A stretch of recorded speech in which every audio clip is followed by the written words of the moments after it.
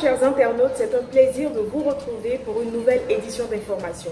À présent, parlons du premier test mesurant le degré d'immunité au coronavirus.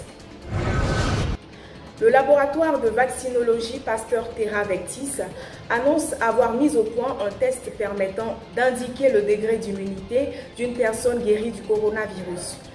Il mesure la capacité des anticorps à inhiber l'entrée du virus dans une cellule. Autrement dit, ce test est capable d'indiquer si la personne est protégée ou non d'une nouvelle infection. Utilisé depuis le 20 avril par la recherche en épidémiologie et expérimenté par l'Institut Pasteur, le test pourrait bientôt être accessible aux particuliers. Mais il doit d'abord obtenir le feu vert de la Haute Autorité de Santé.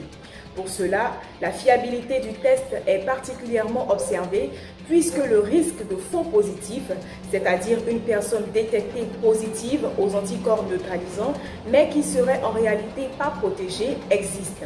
Toutefois, aucun cas n'a pour le moment été recensé, mais il est très difficile de garantir 100% de fiabilité. En cette période de crise sanitaire due au coronavirus, plusieurs personnes exerçant dans le domaine de l'événementiel ont perdu ou du moins ne gagnent plus de marché. C'est le cas de Dame Muriel, maquilleuse et organisatrice d'événements. À vrai dire, la crise sanitaire a impacté mon quotidien dans la mesure où il n'y a vraiment plus de marché. Il n'y a plus d'approche avec la clientèle et j'avoue que c'est vraiment difficile.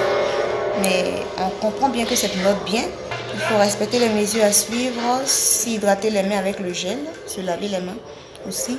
Et surtout, veiller à rester à la maison pour éviter toute propagation.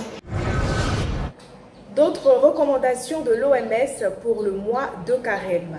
Selon l'organisation, à ce stade, aucune étude n'a été réalisée sur le jeûne et le risque d'infection par le coronavirus.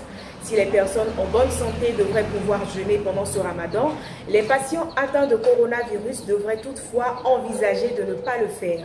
Ils doivent suivre les dérogations prévues par la religion en concertation avec leur médecin. De plus, un régime alimentaire sain, une hydratation adaptée et une bonne nutrition sont indispensables pendant ce mois de Ramadan. En revanche, la consommation du tabac et l'utilisation de la pipe à eau sont fortement déconseillées. Ce fut un plaisir d'avoir été en votre compagnie, chers internautes. Merci d'avoir suivi ce journal et à très bientôt.